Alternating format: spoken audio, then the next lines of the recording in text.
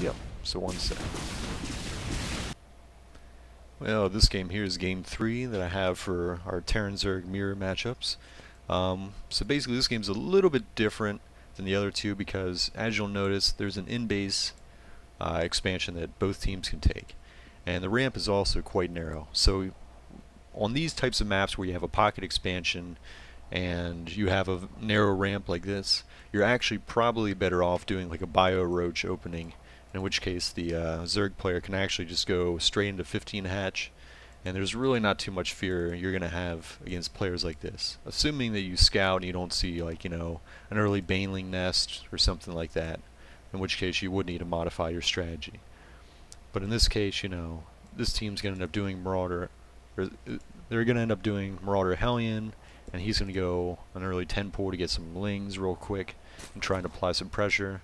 My partner is just going to do what I ask him to do, which is build a depot here, barracks there, another barracks, and a depot. And that's going to make a full wall, and it's going to be done before this Zerg can ever get lings across the map and start applying pressure. In the meantime, all I'm going to do is just make as many drones as I can and try and switch to roaches once I have a reasonably good economy going. And you don't want to over drone here because, you know, if he does get banelings, you know, delayed at all, you're going to be in a little bit of trouble. So we just take a look at my vision so far and figure out what I've scouted. Okay, just see the 10 pull there, based on what my overlord was able to see. And I know, okay, I don't have to worry about banelings just at this point in the game. Yep, so he was doing the smart thing of trying to block off a little bit here so my partner couldn't get a depot down, but didn't quite work out for him. But as you're going to see, you know, once the Marine gets out, it's basically, as long as you continue building this depot, you're not going to have to worry about them breaking in at all. And this bunker, technically, can be actually switched around with one of these barracks then.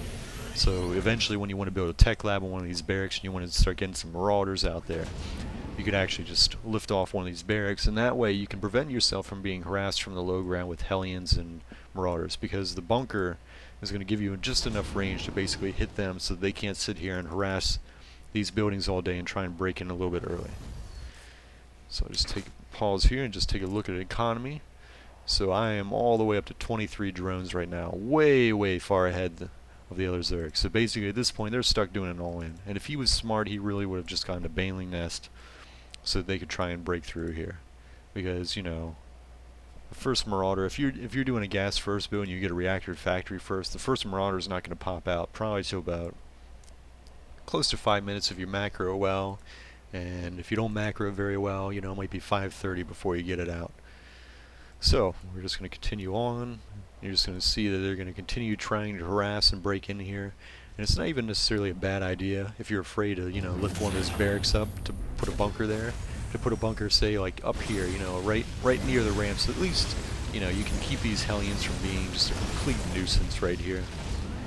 Because the last thing you want to do is have them be able to pick off a building, especially a tech lab where you got research going.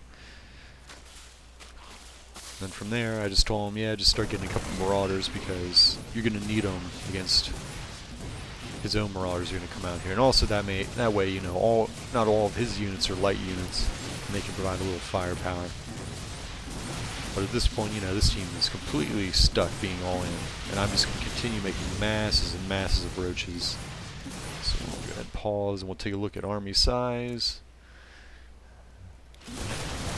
Yeah, I mean, Zerg has, you know, he has a pretty big army with all those lings, but even if they do break in here, it's not really a big deal because we just have this area right here just completely choked off. He's not going to be able to come in and get us around.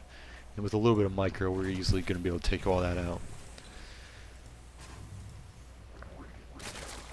And I'm just kind of working towards speed, and when they finally break in, well, it doesn't really matter at this point. As you can see, you know, we still have a ton of units left over.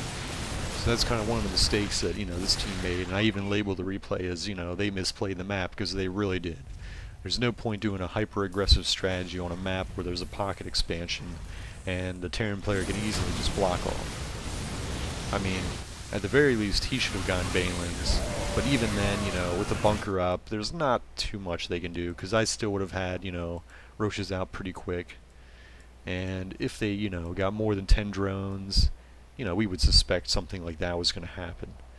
And even if a couple lings do get in at that point in the game, you can easily just re-block the ramp. And I'd say I'll kind of cover this matchup here. Now, I'd say some other things you want to think about is, you know, none of the games that we played were actually long enough to really get, you know, far into the late game, but what you do want to do is the Zerg player should really be going for Roach Infester. The reason you don't want to do, you know, continue with Ling Baneling is because, well, for one, Hellions are really, really good against that, so there's no point sticking with Lings for long. And also the fact that, let's say you get Banelings to take out all this bio that my partner has. Well, I can simply get a couple Infestors and then fungal like 10, 20 Banelings, you know, really quick and easy. And they won't even do any damage at all. Not to mention, you know, eventually my partner would want to end up expanding, getting siege tanks in addition to all of this bio, as well as some medevacs. And the medevacs really work synergistically with roaches, because roaches, for their cost, have a ton of hit points.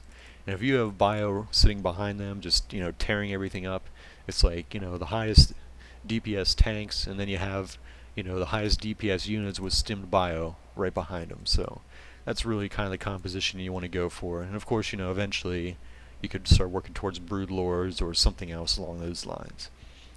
Well, I hope you guys enjoyed the games I showed you, and hopefully you learned a thing or two as well. Alright, thanks for watching.